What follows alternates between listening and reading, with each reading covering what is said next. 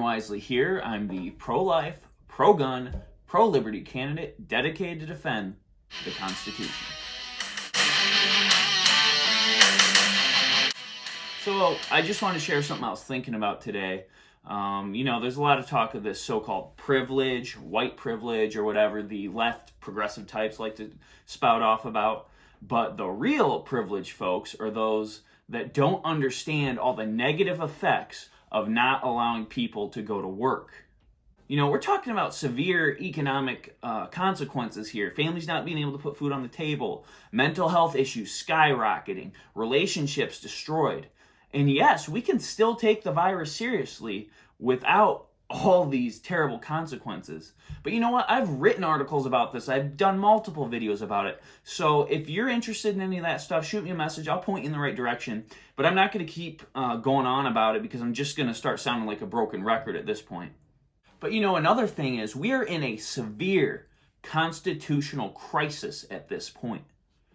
The First Amendment and the Due Process Clause of the 5th and 14th Amendments are totally being stepped all over in this time, and yet people are still criticizing me and others like me for sticking up for it.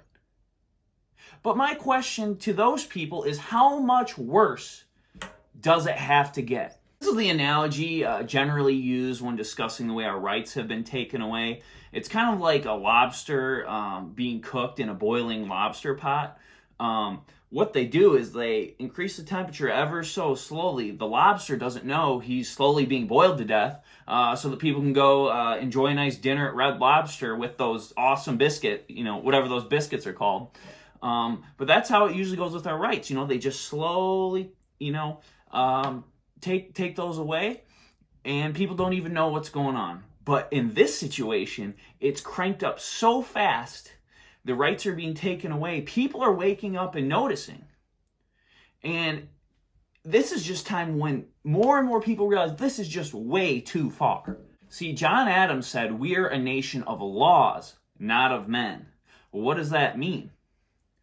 We have natural, God-given rights that the founders recognized and codified in the Constitution. So what that means is these protections of our natural rights as written down in the Constitution aren't subject to change with the times. They're not subject because a virus comes out or for any other reason or because some person in charge thinks they should be different.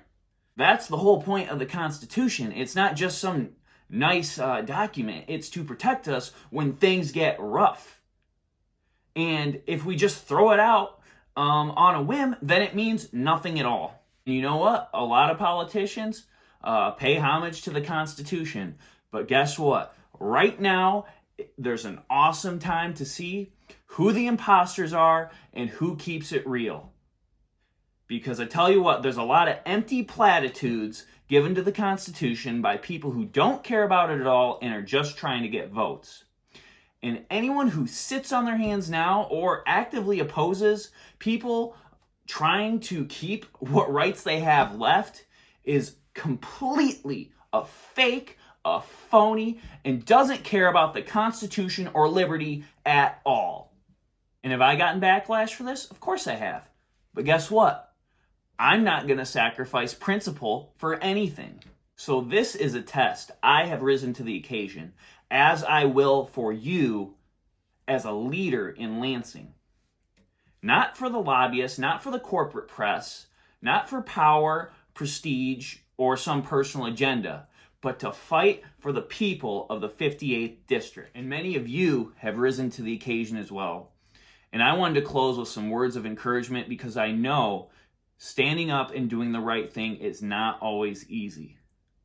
It takes courage, but you'll be so glad you did it. The prick of the pin may hurt at the time, but it's a badge of honor.